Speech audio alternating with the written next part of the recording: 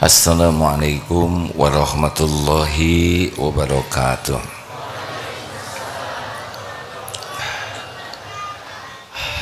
Alhamdulillahi rabbil alamin.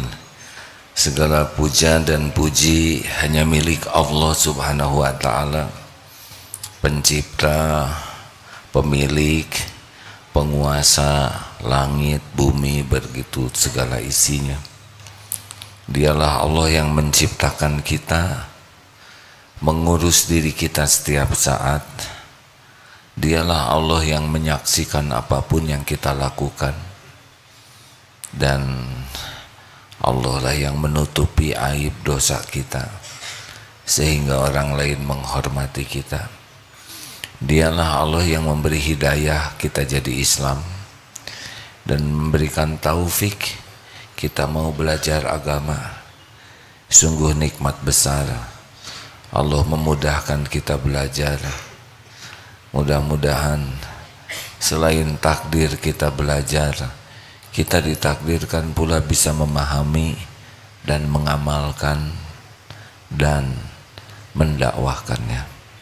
Allahumma sholli ala sayyidina Muhammad wa ala alihi wa ashabihi ajma'in. Nomor 247, silakan Ustaz. Bismillahirrahmanirrahim. Al-Hikam nomor 247. Innama ajral ada ala aidihim kay la takuna sakinan ilaihim. Arada an yujzi'aka an kulli syai'in hatta la yushghilaka anhu bi syai'in. Memang sengaja Allah melaksanakan gangguan terhadap dirimu dari tangan orang-orang itu, supaya engkau tidak jinak kepada mereka. Sengaja Allah menjengkelkan atau menjemukkan engkau dari segala sesuatu, supaya tidak ada sesuatu yang melupakan engkau daripada Allah, atau agar tidak ada yang mengganggu engkau untuk ingat kepada Allah. Kita ciptaan Allah, kita milik Allah, kita diciptakan untuk mengabdi kepada Allah.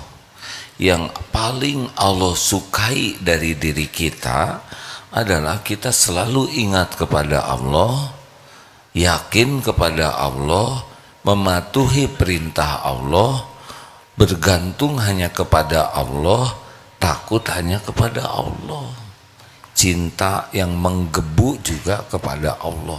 Itu yang Allah sukai dari kita. Lalu di dunia ini kan sepenuhnya adalah ujian.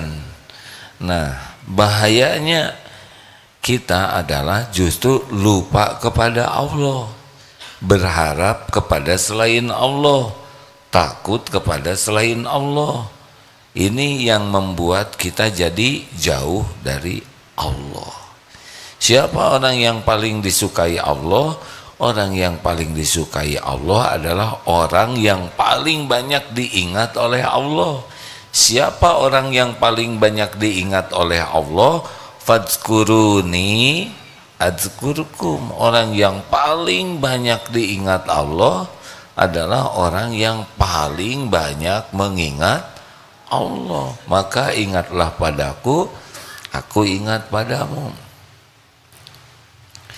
Jadi dalam hidup ini, rezeki yang paling besar, nikmat yang paling besar adalah apapun kejadian yang membuat kita jadi ingat kepada Allah, berharap kepada Allah, takut kepada Allah, patuh ke Allah, itu nikmat. Tapi apapun yang membuat kita lupa kepada Allah, bersandar kepada selain Allah, takut kepada selain Allah, nah itulah bala bagi kita.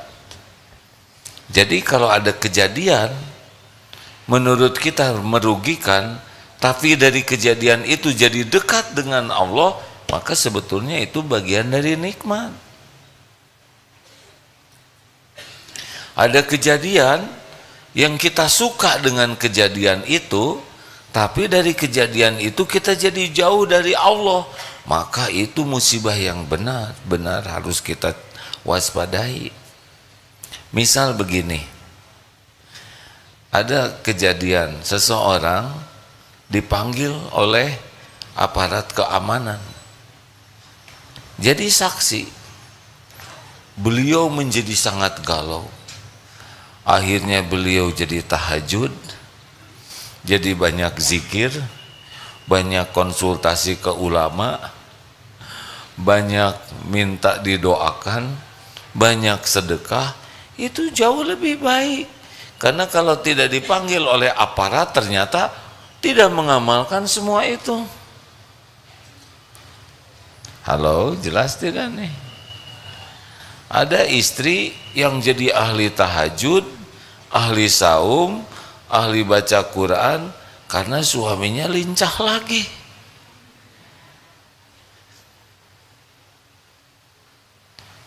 Perkara suami dengan perbuatannya itu urusan suami dengan Allah. Tapi istri yang menjadi lebih baik dari kejadian ini sebetulnya karunia. Coba tebak, mana yang banyak membuat orang ingat kepada Allah? Kelapangan atau kesempitan? Dipuji atau disakiti, dicaci? Tuh begitu. Kita sering menganggap musibah dompet hilang, difitnah, padahal itu bisa menjadi kita dekat dengan Allah. Di Palestina mungkin orang Palestina ini sangat besar kemungkinan orang yang paling banyak zikirnya sekarang. Karena siapa lagi? Tidak ada negara yang menolong. Berharapnya bulat kepada Allah. Di sekelilingnya negara-negara yang beragama Islam, tapi tidak kelihatan jelas bantuannya. Akibatnya hatinya menjadi bulat kepada Allah. Nah, jadi kalau nanti ya kita ada kejadian yang membuat kita kecewa dan jadi tidak berharap ke makhluk, itu merupakan karunia Allah. Misal pinjam uang ke sini tidak dikasih, ke koperasi sudah banyak pinjamannya, ke sana sini tidak ada yang ngasih. Ini Allah yang mencegah supaya apa? Sampai akhirnya ngadu, ya Allah sudah kemana-mana tidak ada yang ngasih. Belum pernah dia sepasrah ini kalau selama ini dia ada yang ngasih. Jadi mana yang harus kita waspadai yang bisa merusak hati? Tolong dicermati ini ya. Mana yang harus kita waspadai yang bisa merusak hati? Orang yang pelit ke kita atau orang yang sangat baik selalu memberi kepada kita? Mana yang lebih mudah mengotori hati kita? Yang pelit atau orang yang banyak berbuat baik?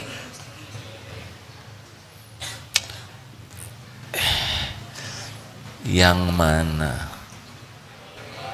Yang pelit atau yang banyak menolong kita yang bisa menggelincirkan hati?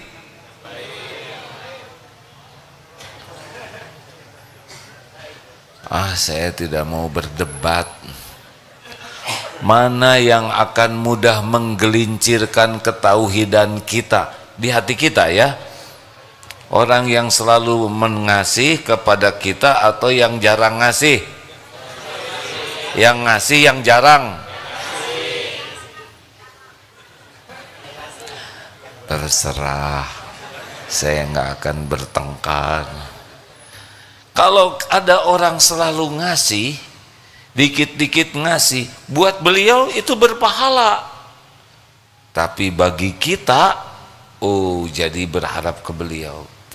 Tenanglah, ada beliau. Nanti juga tinggal ngomong sama beliau. Itu bisa merusak tauhid. Imam Abul Hasan As-Sadzili berkata, larilah dari kebaikan, bantuan orang melebihi larimu dari kejahatan orang. Sebab kebaikan orang itu langsung membahayakan hatimu, sedang kejahatan orang hanya membahayakan jasmanimu. Bahaya jasmani itu lebih ringan daripada bahaya hati. Bahayanya orang yang baik kepadamu jika kamu jinak dan senang dan bersandar dan jadi berharap kepada mereka. Tolong disikapi dengan bijaksana ya. Yang jangan itu bukan lahir kita yang bersandar, tapi hati. Jadi kalau nanti ada teman kaya raya, baik, dermawan, menolong terus, hati-hati, hati-hati. Ini bisa membuat kita jadi lebih aman dengan manusia daripada dengan Allah. Lebih tenanglah, nanti tinggal bilang saja sama bos, tenanglah, nanti kita bisa pinjam, tenanglah.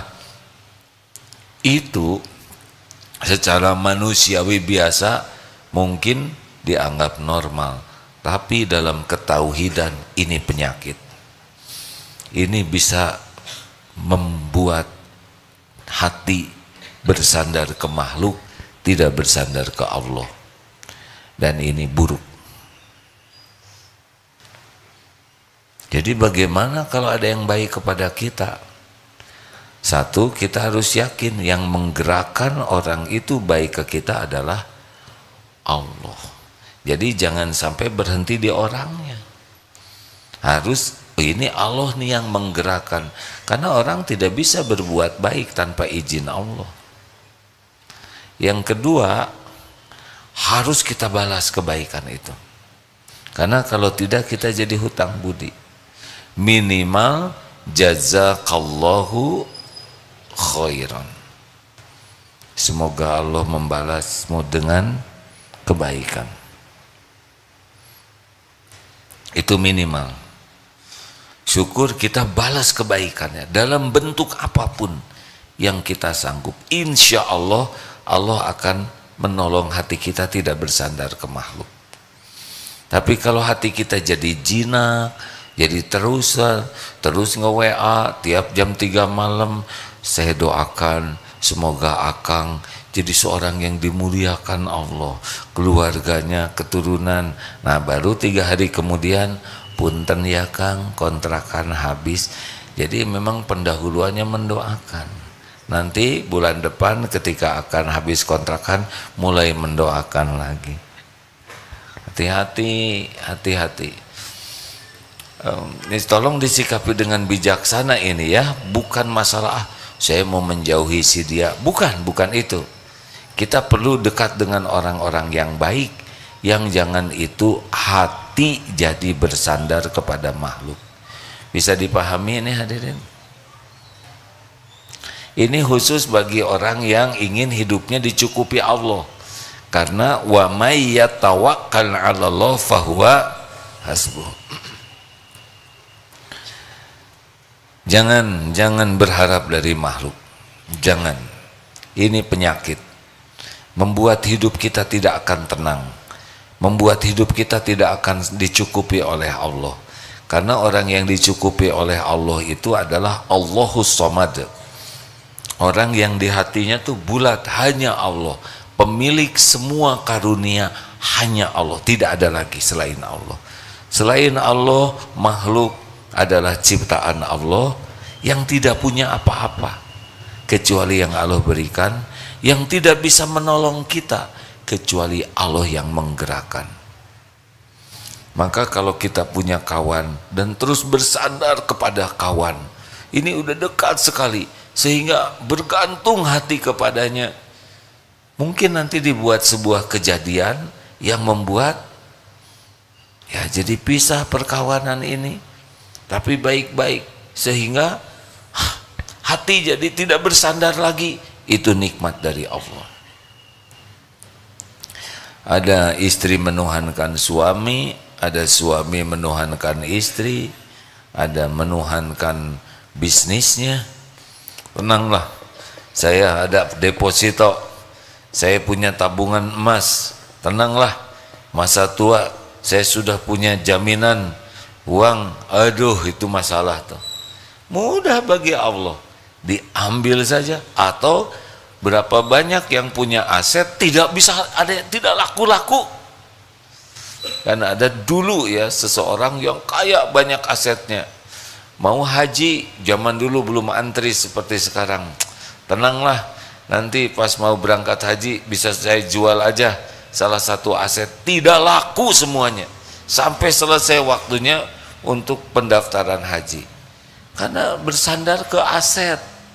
Ada yang nabung emas, dia punya uang beli emas, ditanya kenapa beli emas terus? Emas itu tidak akan turun harganya, ini jaminan hari tua, ini insya Allah anak-anak semua akan terjamin dengan emas ini.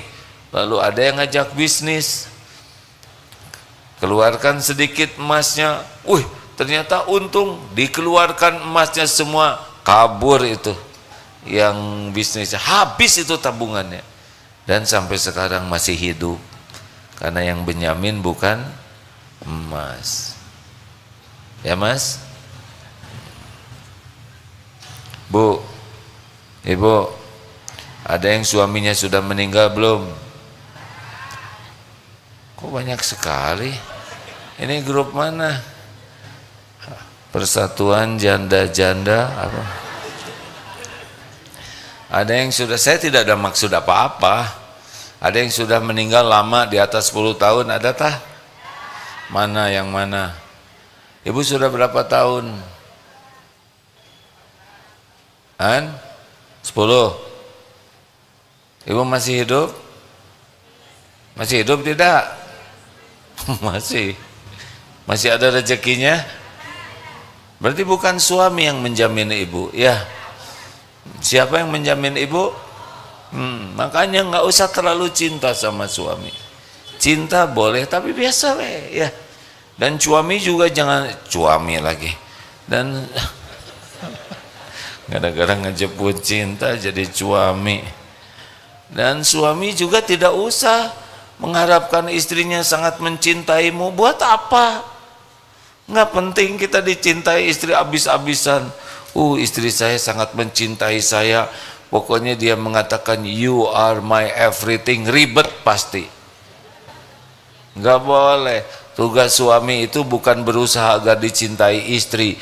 Tugas suami ini adalah agar dicintai Allah. Istri nggak usah terlalu cinta sama kita, nggak apa-apa.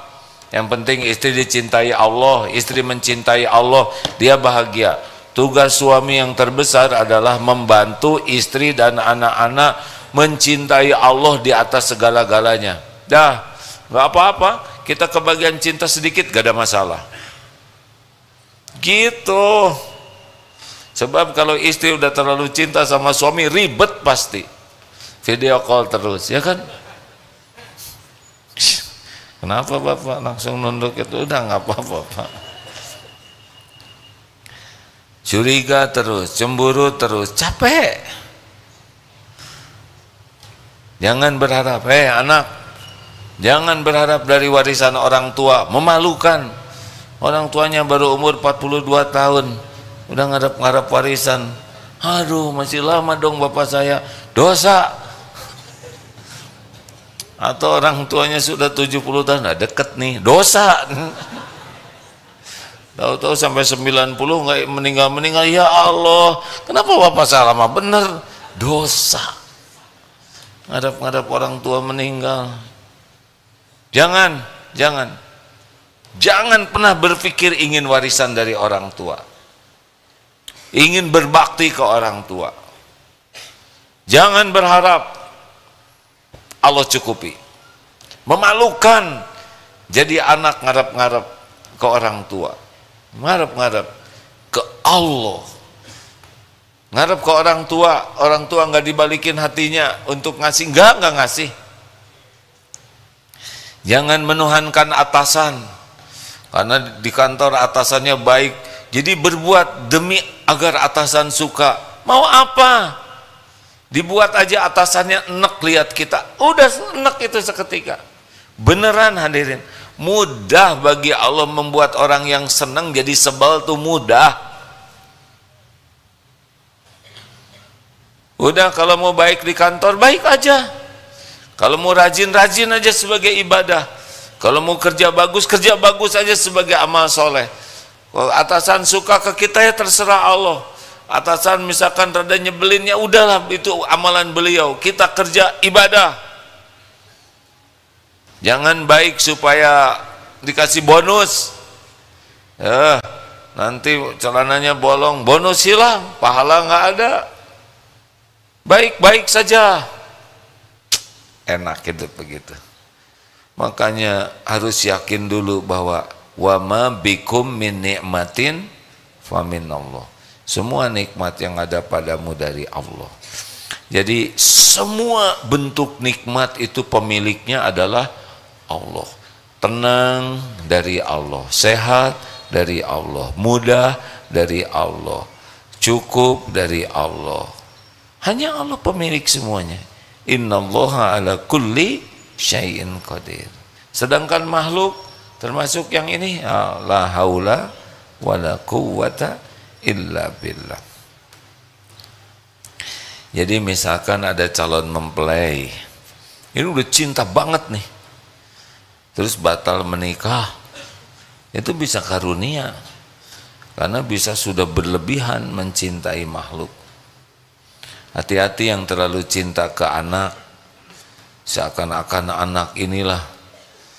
Ini saya baru lihat YouTube yang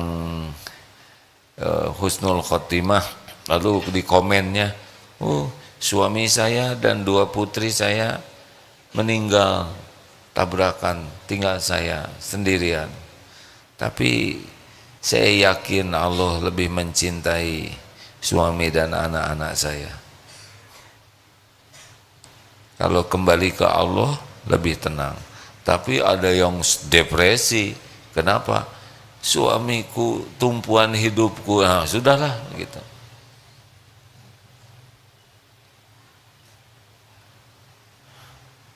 Jangan bersandar ke siapapun, kepada apapun. Kepada tabungan tidak boleh bersandar. Termasuk jangan bersandar kepada ikhtiar. Ikhtiar adalah amal soleh. Kita ikhtiar harus maksimal. Tapi ya sudah, terserah Allah, mau diapakan saja. Jangan bersandar. Kita ikhtiar maksimal, doa maksimal. Tapi kejadian ya sesuka Allah saja. Jangan merasa kita bisa mengatur Allah dengan doa, dengan ikhtiar. Doa itu ad-du'a huwal ibadah. Doa itu ibadah. Kita nggak usah, kok belum dikabulkan juga. Itu ibadah doa itu. Terus saja doa. Allah udah tahu kok kapan yang terbaik, bentuknya, waktunya. Allah tuh maha tahu segala-galanya. Tidak usah rewel, tidak usah ngatur kepada Allah tuh. Atur aja diri kita supaya benar hatinya, benar amalnya. Dah itu aja. Mau diapain aja diri kita, ya nggak apa-apa. Allah lebih tahu apa yang terbaik bagi kita daripada kita sendiri. Betul? Betul tidak? Coba ini mau berangkat umroh, sudah daftar, sudah visa, sudah semua. Pas mau masuk pesawat sakit, baik atau buruk? Jawab. Kata siapa? Baik atau buruk? Tergantung. Kalau dia ridho, ya Allah. Wah ini tidak bisa. Terus suaminya yang ngantar, suaminya harus juga mengantar. Karena masalah, ya kan? Tapi koper kami pergi ke Mekah, ke Madinah, berarti yang umroh bukan kopernya teman-temannya. Koper mah nggak umroh ya. Jangan kesolehan, biasa aja hadirin. Sudah, kenapa? Ya udah, kita udah ikhtiar, udah naik pesawat, terus sakit, terus turun lagi, nggak apa-apa. Niat udah sampai, ikhtiar sudah sampai, Mungkin Allah menunda karena ada sesuatu yang lebih baik. Nggak usah kecewa. Biasakan ridho kepada Allah ya. Dalilnya apa? Nih, al mu'minul qawi khairun wa ahabbu ilallah minal mu'mini dhaif. Mukmin yang kuat lebih baik dan lebih dicintai Allah daripada mukmin yang lemah. Wa fi kulli khairan, dan pada keduanya ada kebaikan. Ihris ala ma yanfa'uk, bersungguh-sungguhlah, bersemangatlah dengan apa-apa yang bermanfaat bagimu. Wasta'in billah, dan mintalah tolong kepada Allah. Wala ta'jaz, dan janganlah kamu lemah. Wa in asobaka syai'un, dan jika menimpa kepadamu sesuatu, fala taqul law anni fa'altu kana kadza wa kadza, janganlah engkau mengatakan, duh seandainya begini akan begitu nih, seandainya begini akan begitu. Jangan, tidak boleh. Walakin qul qaddarullah wa ma syaa fa'al.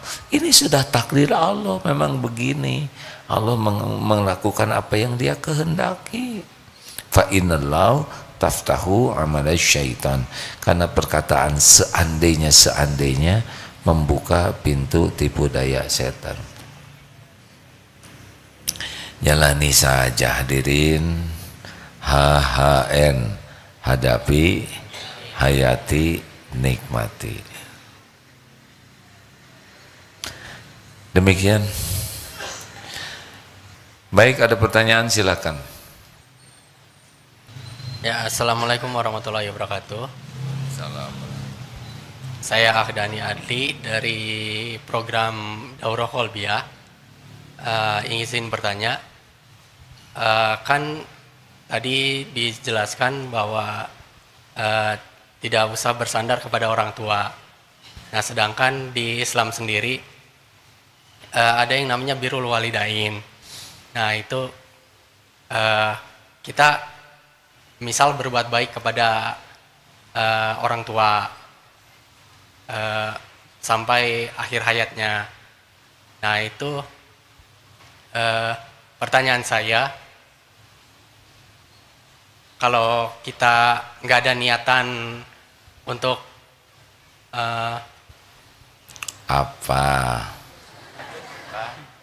jadi begini, saya bantu ya. Ya. Bagaimana berbuat baik kepada orang tua tapi ikhlas? Ya, gitu kan? Ya udah. Harus gimana coba? Makanya saya tanya. Senjata makan tuan. Jadi begini, ikhlas itu dalam berbuat hanya mengharapkan Allah.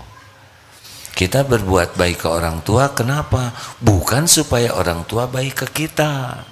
Kita berbuat baik ke orang tua supaya Allah ridho ke kita.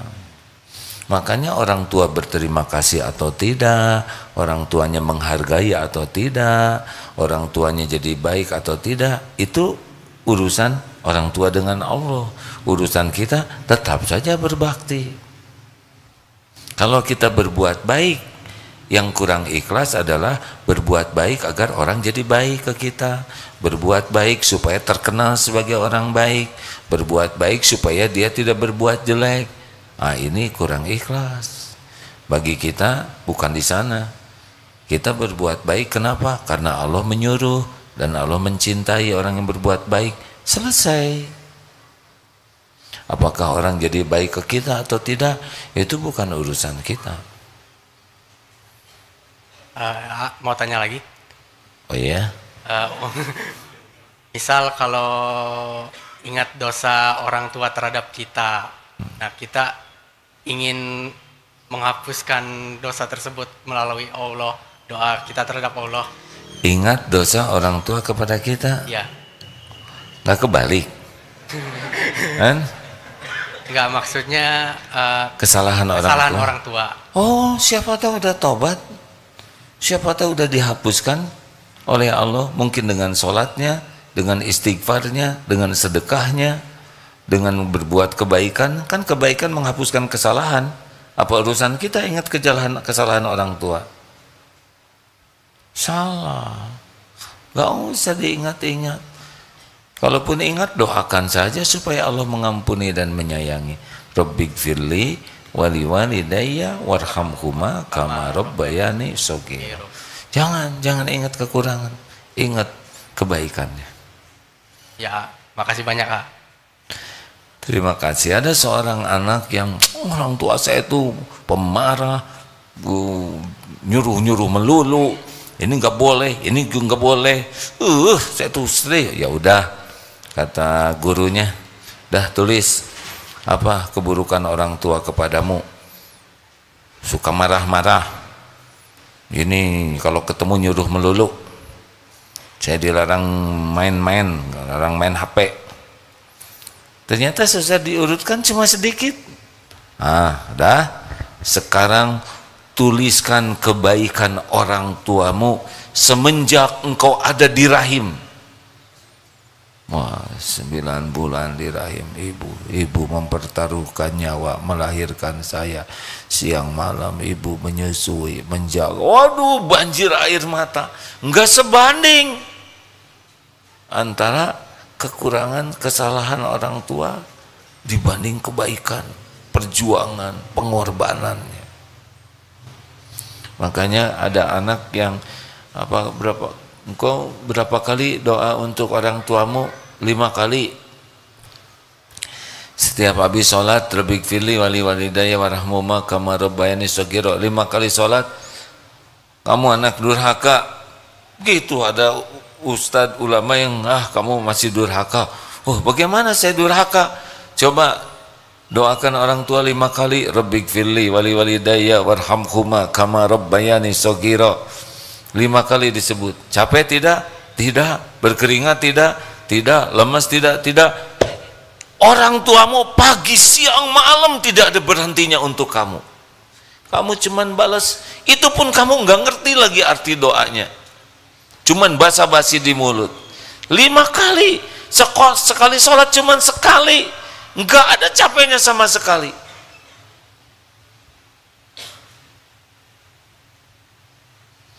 Semenjak saya dengar kisah ini, berusaha memperbanyak.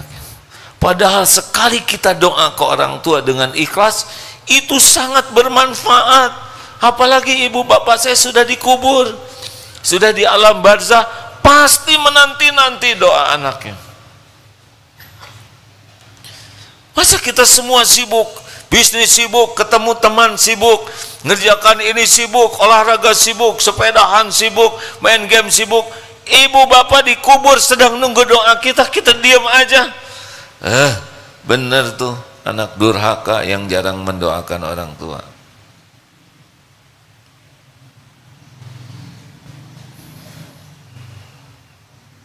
Ya sudah. Jadi diam semuanya.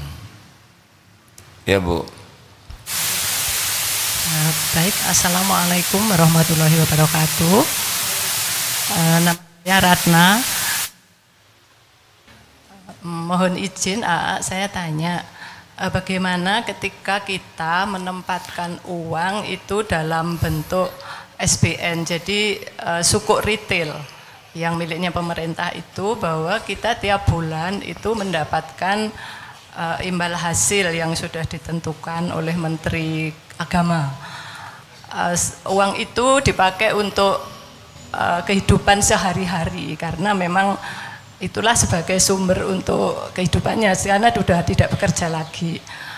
Yang kedua pertanyaannya bahwa ketika itu sudah mencapai nisabnya dalam waktu 1 tahun kan harus dibayar zakat mal.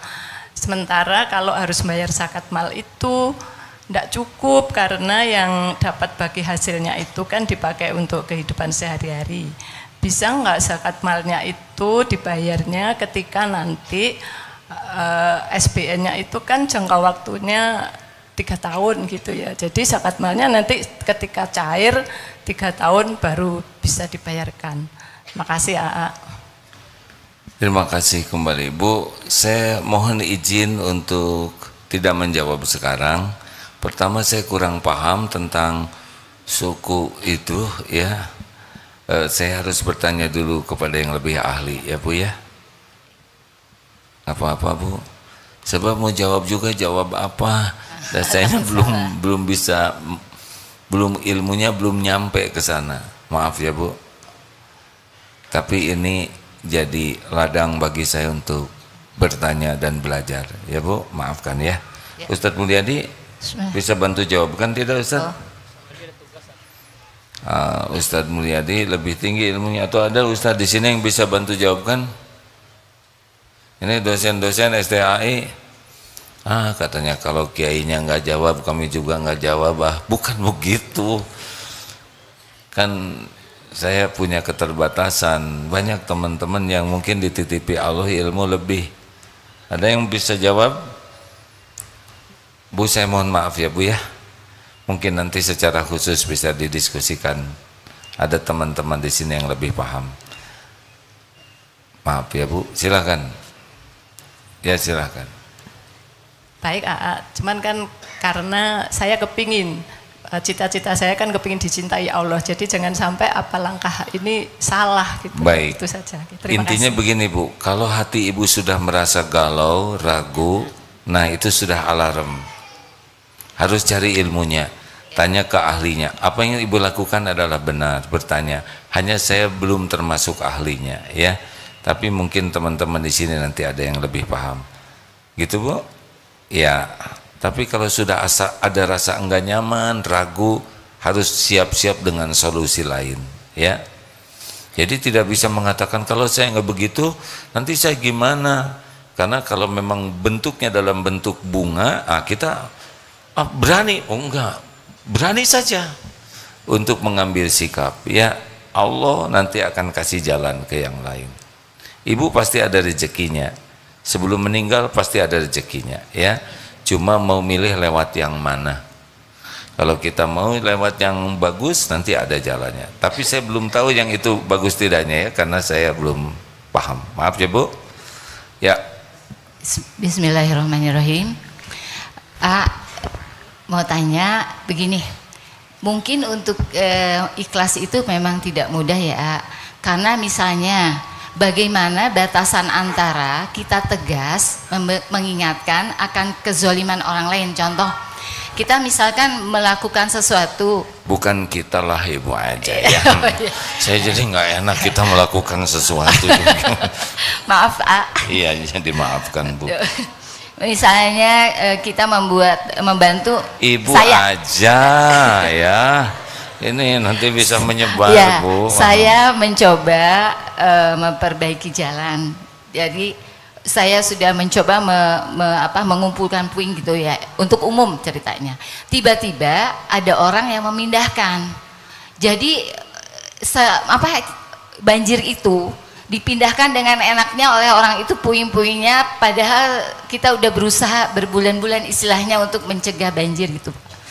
Di satu sisi saya bilang nggak bisa kayak begitu, tapi saya bilang itu ridho aja, itu pasti izin Allah. Nah, mana batasan izin Allah dengan kita tetap tegas untuk memberikan pengertian kepada orang bahwa yang dilakukannya tidak tepat gitu. Gimana supaya kitanya ikhlas? Marah juga gitu. Kenapa jadi marah ke saya Ibu? Jadi begini Bu. Ya. Kalau sudah terjadi, kita ridho, ini episodenya. Misal begini, nasi, mau bikin nasi, tapi ternyata jadi bubur. Kenapa jadi bubur? Sebab Ibu ketika minta tolong tambah air di panci. Nah, yang dengar kan 5 orang. Tambah air, datang kasih, kata yang lain kasih, jadi bubur lah ya. Gimana nasi jadi bubur? Ridho dulu Bu. Saya terima ini takdir yang ada sekarang. Nah, sambil dari bubur kita upayakan jadi bubur ayam spesial. Nah, nerima dulu. Kalau enggak nerima, nanti jadi emosi. Ya, Ibu, inilah takdirnya. Lalu tinggal bicara baik-baik, ya kan?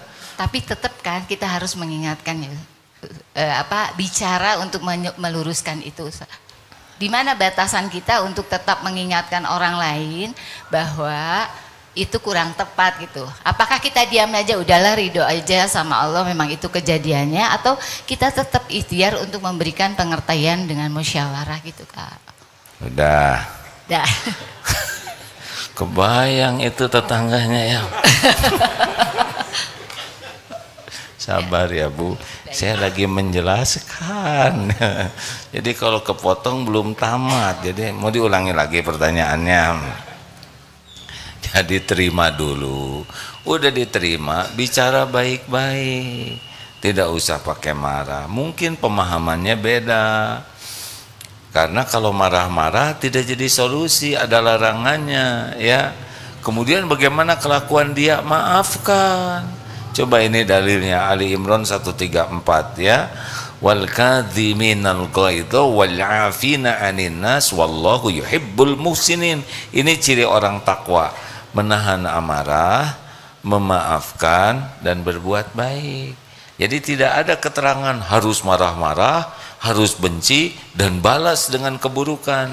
Kalau itu ke saudara nggak boleh. Lengkap? Nuhun. Satu lagi boleh kaitannya gini. Kebetulan tadi kan bilang kita harus tetap baik, memang betul sama orang tua. Kebetulan saya ada anak asuh 3 orang yang ditelantarkan ibunya.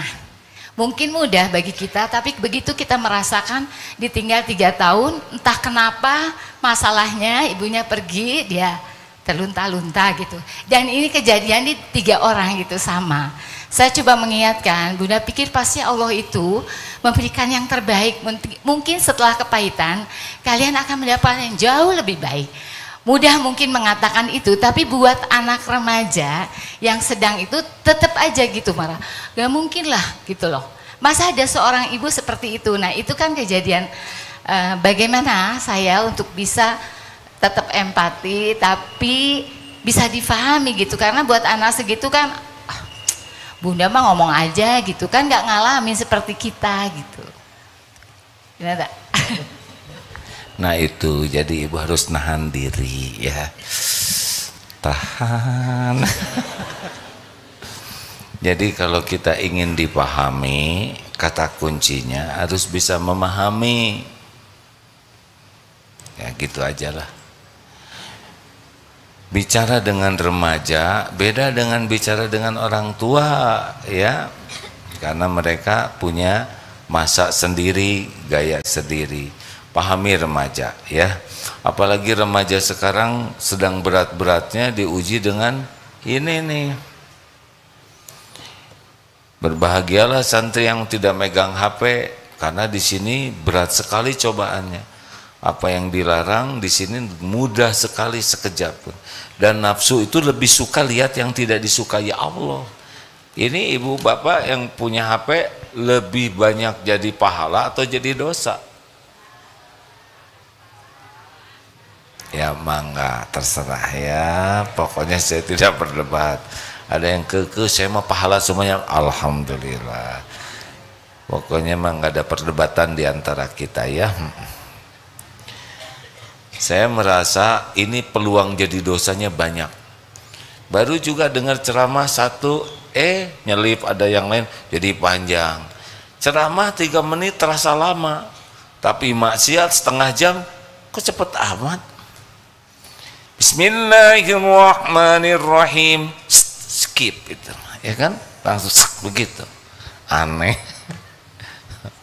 Ngaku langsung menunduk. Kelihatan kok yang suka lihat maksiat di HP itu Bu, di jempolnya katanya ada garis putihnya.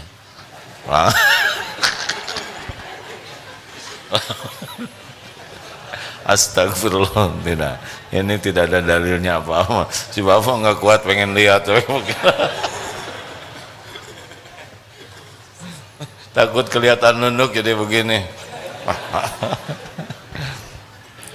Enggak, itu saya tidak benar ya, astagfirullah. Terakhir ya Pak. Assalamualaikum warahmatullahi wabarakatuh. Waalaikumsalam. Semoga diberikan kesehatan terus, insya Allah. Amin ya rabbal alamin. Kami dari Yayasan Pembina Mu'alaf at-Tauhid Oh, alhamdulillah saya hafal. Terima kasih ilmunya. Saya sering nonton. Masya Allah. Semoga berkah. Iya. Mohon nasihatnya buat kami-kami yang sedang membina para saudara-saudara kita yang baru masuk Islam. Nasihatnya. Terima kasih ya. Assalamualaikum. Waalaikumsalam warahmatullahi wabarakatuh. Terima kasih. Sering menyimak ya. Banyak masukan yang membuat sangat bersyukur diberi hidayah Islam. Ternyata dengan adanya pembanding itu membuat lebih bersyukur. Dan juga betapa perjuangan saudara-saudara kita yang dapat hidayah belakangan ini tidak mudah seperti kita yang sudah lahir Islam. Nah, kita jarang mensyukuri, baru tahu kalau kita lihat perjuangan saudara kita yang jadi mu'alaf itu. Masya Allah. Sekali lagi terima kasih. Gimana manggilnya? Kodondi aja. Kodondi aja, sama dengan di YouTube ya. Bagus. Terima kasih Kodondi. Semoga Allah memelihara hatinya ya. Jadi yang pahami itu bahwa hidayah itu seluruhnya milik Allah. Dan Allah sudah berjanji dalam surat Al-Ankabut ayat 69. A'udzubillahi minasyaitonirrajim. Walladzina jahadu fina lanahdiyannahum subulana wa innallaha lama'al muhsinin. Dan orang-orang yang bersungguh-sungguh mencari keridhaan Allah, Allah benar-benar menunjukkan jalan-jalannya.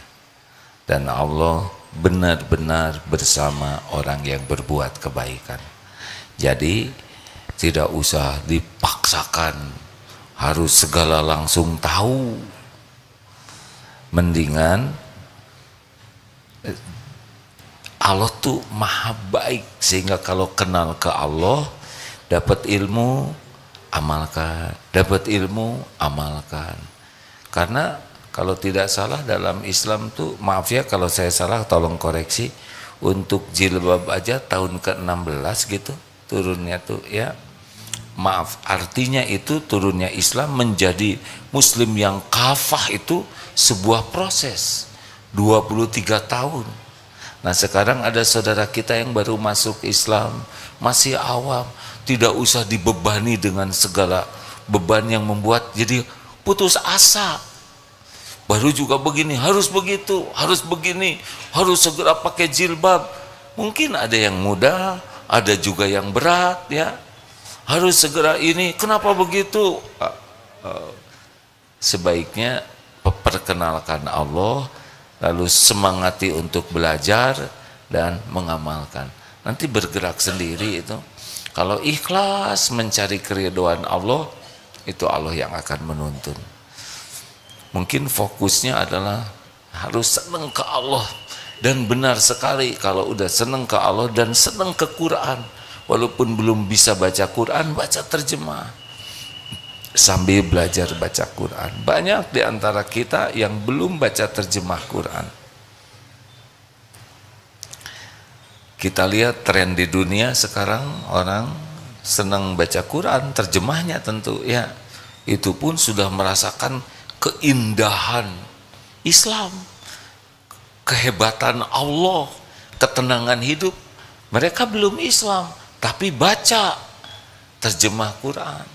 Mungkin itu diakrabkan dengan ilmu tauhid dan Al-Quran, serta jangan dipus untuk mengamalkan semuanya yang membuat jadi putus asa.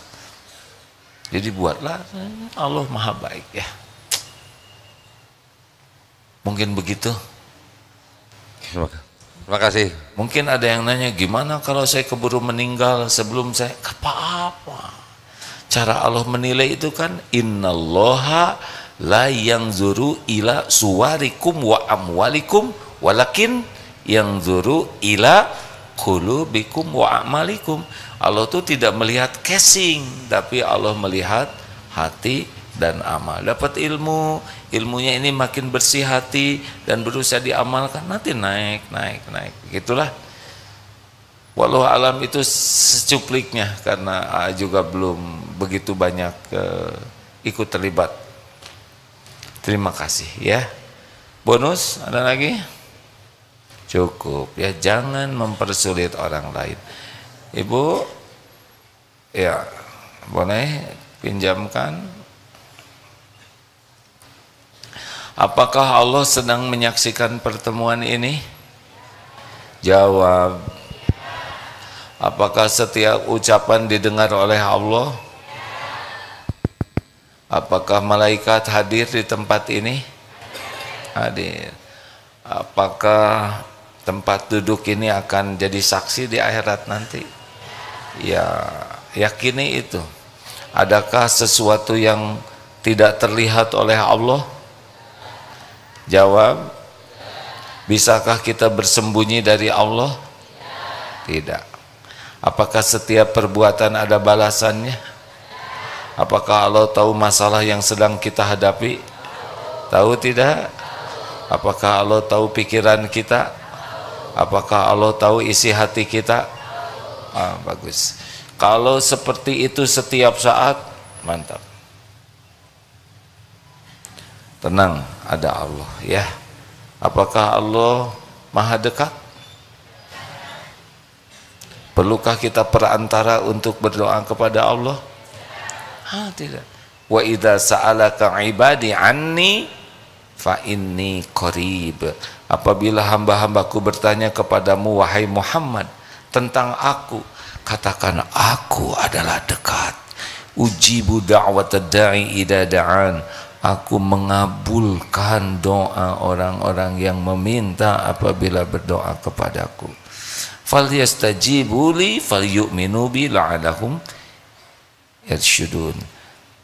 Patuhi saja perintah Allah dan yakinlah supaya senantiasa dalam kebenaran. Bonus terakhir Bu. Bismillahirrahmanirrahim. Oh sini aja. Saya. Yang mana yang ngacung, yang mana yang bicara? Ya boleh. Bismillahirrahmanirrahim. Assalamualaikum warahmatullahi wabarakatuh. Perkenalkan saya dari PMK alumni 14 dari Jawa Timur Banyuwangi. Jawa Timur. Ada acara apa ini? Reuni alumni. Reuni alumni. Sudah berapa angkatan PMK sekarang?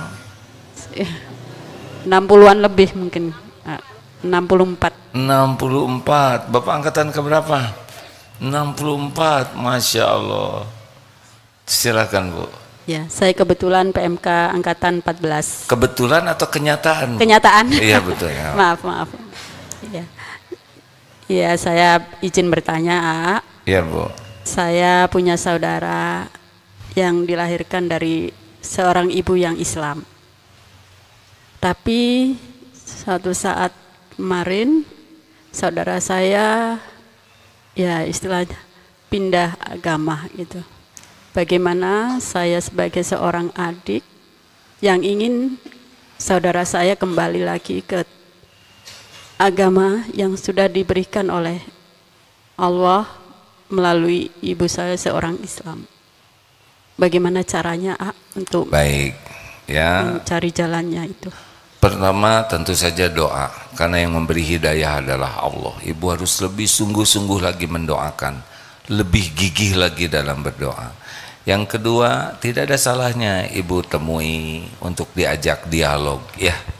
Mungkin ada hal-hal yang belum kita tahu yang membuat yang bersangkutan mengambil sikap seperti itu.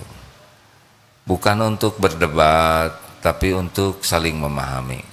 Kalaupun nanti bertukar pikiran, lakukan dengan baik ya. Wajadilhum billati hiya ahsan. Dengan cara-cara yang baik, tidak emosional. Cobalah begitu Bu. Tapi yang ibu harus ingat, yang kuasa memberi hidayah adalah Allah ya. Kalaupun kita ikhtiar menyampaikan kebenaran, itu amal soleh. Terima kasih atas solusi jalannya. Terima kasih. Wassalamualaikum warahmatullahi wabarakatuh. Waalaikumsalam. Dulu waktu Islam sendirian Rasulullah Rasulullah berbuat baik kepada semuanya. Di antaranya ada yang khilaf, mungkin karena lingkungan, mungkin karena keterbatasan ilmu. Nah, ya kita coba diskusi lagi. Hal seperti ini mungkin terjadi di agama lain ketika ada yang jadi mu'alaf, pikirannya sama. Bagaimana supaya balik lagi ke agamanya, begitu kan? Nah, ini manusiawi sekali. Tapi kita yakin Allah yang memberi hidayah, ya. Terima kasih. Ini ada bonus, ada nih. Santri apa ini? SMA. Udah banyak masalah SMA. Berikanlah hadirin, kasihan SMA sebagai tuan rumah jarang nanya. Boleh? Boleh dipinjamkan mikrofonnya. Ini sudah dari tadi yang terakhir. Karena biasanya jam 5 selesainya. Maaf ya. Ya, Dek. Silakan. Bismillahirrahmanirrahim. Assalamualaikum warahmatullahi wabarakatuh. Waalaikumsalam warahmatullahi wabarakatuh. Kenalin, nama saya Saskia Ayatiani dari SMA DTBS Putri. Bukan kenalin, kok perkenalkan. Ayo, nggak apa-apa. Terus nanti aja belakangan diperbaikinya ya. Ya, saya kenalan sama kamu ya. Lanjut deh, maaf deh. Asal sebenarnya aku dari Bandung. Menurut mama papa aku. Yang lainnya jangan pakai nyentil-nyentil, diamin ya. Jadi ngomongnya nggak jelas. Ya, udah pertanyaannya belum? Belum. Oh, belum ya. Misalnya, ini aku izin sharing aja ya. Hah?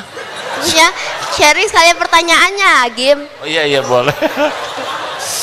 Udah lama nggak ngobrol sama remaja. Iya, sharing sok atuh.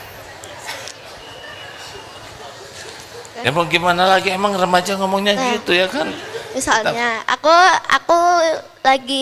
korban bully ya. Apa? Korban bully. Korban bully.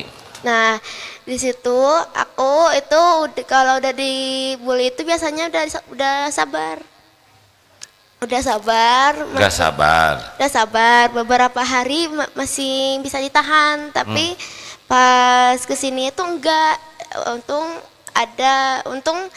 Untung pasti sholat dah ya. Hah? Masih sholat. Jadi korban bully aku tuh ya. Kemudian aku biasanya nggak sabar. Biasanya sabar. Tapi lama-lama enggak.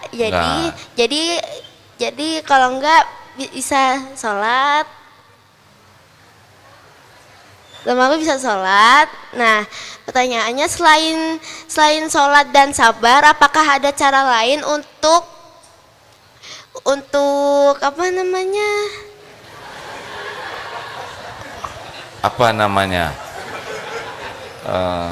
Adakah ada cara lain untuk menenangkan diri? Udah, makasih.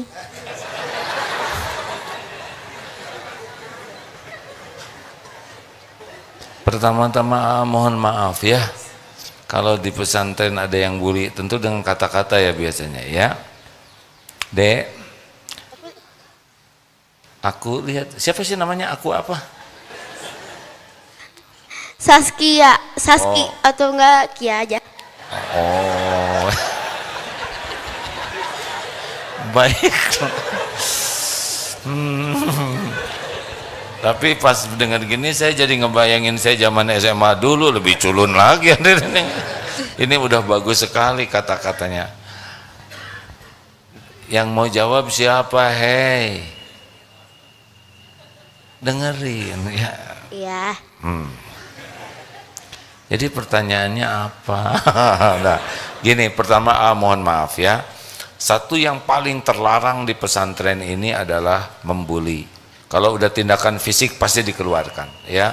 Kalau kata-kata itu juga harus kita ukur apakah benar-benar membuli atau kita yang agak terlalu peka. Tetapi mohon maaf ini ya. Yang kedua, kalau ada yang membuli seperti ini dengan kata-kata yang kurang baik, harus dilaporkan sebagai cara kita menolong orang yang membuli itu supaya tidak berbuat jelek. Jadi niatnya melaporkan bukan supaya dihukum, tapi yang membuli itu supaya bisa memperbaiki diri, ya. Harus disampaikan, nggak pakai dendam. Yang ketiga, orang yang berkata jelek itu adalah orang yang harus dikasihani. Karena kalau orang bicara tidak baik kepada kita, maka dosa kita dipikul oleh dia dan pahala dia dikasihin. Mau nggak dosanya diambil orang? Enggak. Bagus, solehah, nggak mau dosanya dipikul teman sekamar, ya kan? Solehah pisan ini, susah nasihatinya. Berarti nggak cocok nasihat yang ini, udah dianunir ya. Ada berat juga nih ternyata ceramah ke remaja. Udah gini aja deh. Ade ingat Ali Imran 134 ya, ciri orang yang dicintai Allah yang bertakwa: 1. Menahan amarah, 2. Memaafkan, 3. Berbuat baik. Ingat ini aja. Oh, ini ladang amal bagi saya untuk menahan marah, ladang pahala saya memaafkan, dan ladang kemuliaan tetap berbuat baik. Amalin Ali Imran 134 plus 135 ya. Ladang saya untuk banyak istighfar. Jangan-jangan saya dibully orang karena saya pernah ngebully orang lain. Mungkin pernah ngebully adek, mungkin pernah ngebully kucing. Hei kucing, jelek lu. Kata kucing, kamu ngebully saya. Ah, ngerti ya? Begitulah adek ya. Ngerti nggak? Insya Allah ngerti. Sebetulnya belum selesai tapi udah keburu ngerti, ya udahlah nggak apa-apa. Gitu aja deh. Ali Imran 134 ya dan 135. Ah, ini kesempatan. Orang bisa ngomong jelek, kita bisa ngomong bagus. Dan satu lagi, wa idza khotabahumul jahiluna qalu salama, surat apa? Al-Furqan 63 ya. Dan Al-Furqan 63 deh, ciri ibadur rahman, hamba Allah yang dicintai Allah adalah ketika orang-orang jahil berkata kurang baik, kita tetap berkata yang mengandung keselamatan. Ada jadi ibadur rahman. Ali Imran 134, 135 dan Al-Furqan ayat 63. Benar? Kita dengar. Ya Dek, ini hadiahnya oleh Ustadz. Terima kasih Dek. Ditunggu laporannya ya. Oh, yang mau dilaporkan udah panas dingin ya. Bisa dibacakan? Siapa? Gak boleh bully-bulian, dosa, pasti akan nanti ada balasannya. Quran surah Al-Furqan surah ke-25 ayat 63. Ya. A'udzu billahi minasyaitonir rajim. وعباد الرحمن الذين يمشون على الأرض هونا وإذا خاطبهم الجاهلون قالوا سلاما. Adapun hamba-hamba Tuhan yang Maha Pengasih itu adalah orang-orang yang berjalan di bumi dengan rendah hati. Dan apabila orang-orang bodoh menyapa mereka dengan kata-kata yang menghina, mereka mengucapkan salam. Tuh Dek, Ade mau jadi ibadur rahman, hamba kesayangan Allah. Cirinya adalah kalau sedang berjalan itu rendah hati, dan kalau orang-orang jahil di sini orang yang tidak bisa mengendalikan diri, berkata yang tidak baik, tetap berkata baik. Jadi ada beruntung bisa mengamalkan ini ya. Gak usah marah sama orang lain, kasihan mereka, orang-orang yang harus dikasihani dan dikasih doa. Selain dikasihani juga dikasih doa ya. Yang ngebully sekarang yang stres. Ingat adik-adik, setiap kali kita menyakiti orang, bekal balik tidak ke kita? Bekal balik tidak? Dalilnya apa? Al-Isra ayat 7. In ahsantum li anfusikum wa in asatum falaha. Jikalau kamu berbuat baik, kebaikan itu untuk dirimu sendiri. Kalau kamu berbuat buruk, berbuat jahat, tunggu aja, balik. Siapapun yang ngebully, tunggu, mesti ada balasannya. Makanya segera tobat. Setiap perkataan kita didengar tidak oleh Allah? Ada balasannya tidak? Cukup yang baik-baik sajalah. Allahumma shalli ala Muhammadin wa ala alihi wa ashabihi ajma'in. Alhamdulillahirabbil alamin, wala haula wala quwata illa billah. Duhai Allah yang maha baik, yang maha menatap, Engkaulah yang menakdirkan pertemuan ini terjadi. Berkahi majlis ini ya Allah.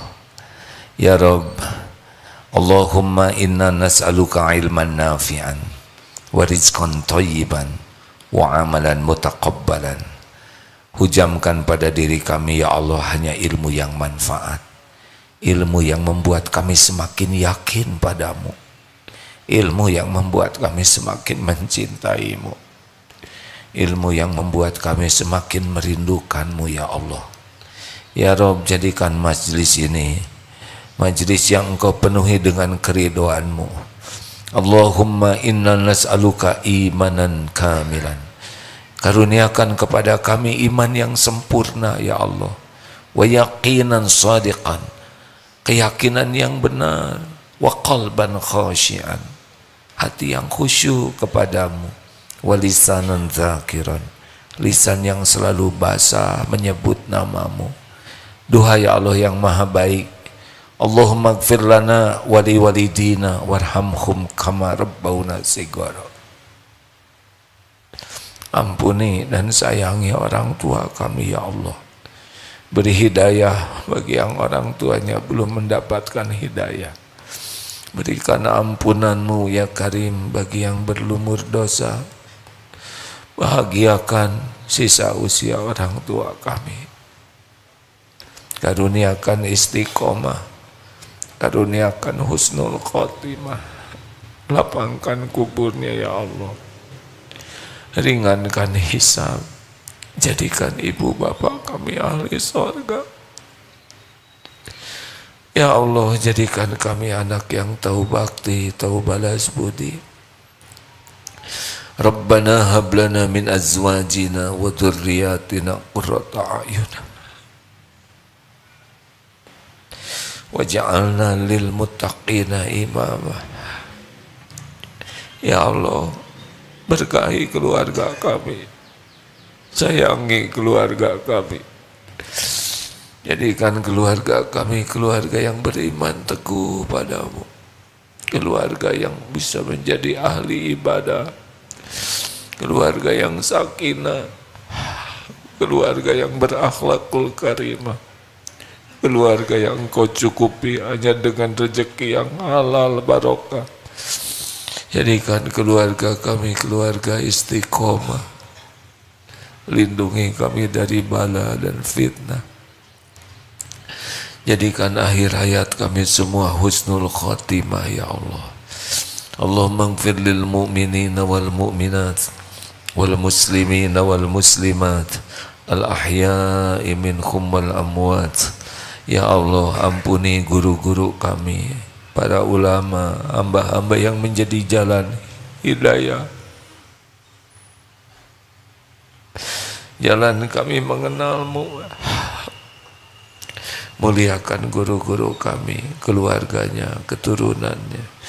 Ya Allah, ampuni dan sayangi hamba-hamba yang berbuat baik kepada kami, yang terang-terangan, yang sembunyi-sembunyi, Engkau pasti tahu. Ampuni dan sayangi hamba-hambamu yang pernah kami sakiti ya Allah. Dan ampuni hamba-hambamu yang pernah khilaf menyakiti kami. Allahumma a'izal Islam wal muslimin, Allahumma ansur ikhwanana fi Filastin. Duhai Allah, Engkau menyaksikan segala-galanya. Tolonglah saudara kami di Palestina, di Uighur, di Rohingya. Engkau menyaksikan semua penderitaan hamba-hambamu yang bertakwa padamu. Kuatkan imannya ya Allah, lindungi dari segala kejahatan, cukupi dari segala keperluannya ya Allah, gantikan setiap kehilangan dengan yang lebih baik, jadikan setiap yang wafat Engkau jamu jadi ahli surgamu ya Allah. Berikan kemuliaan di dunia wal akhirat, bebaskan saudara kami dari penjajahan makhlukmu yang zalim. Engkau yang kuasa atas segalanya ya Allah. Hasbunallah wa ni'mal wakil, ni'mal maula wa ni'man nasir. Allahumma inna nas'aluka ridhaka wal jannah wa na'udzubika min sakhatika wan nar. Ya Allah, berikan hidayah kepada sebanyak-banyaknya hamba-Mu menjadi orang yang mengenal-Mu. Berikan taufik ya Rabb agar kami bisa mengabdi kepadamu. Ya Allah, istiqomahkan kami. Rabbana atina fid dunya hasanah wa fil akhirati hasanah wa qina adzabannar. Subhana rabbika rabbil izzati amma yasifun. Wassalamun alal mursalin walhamdulillah.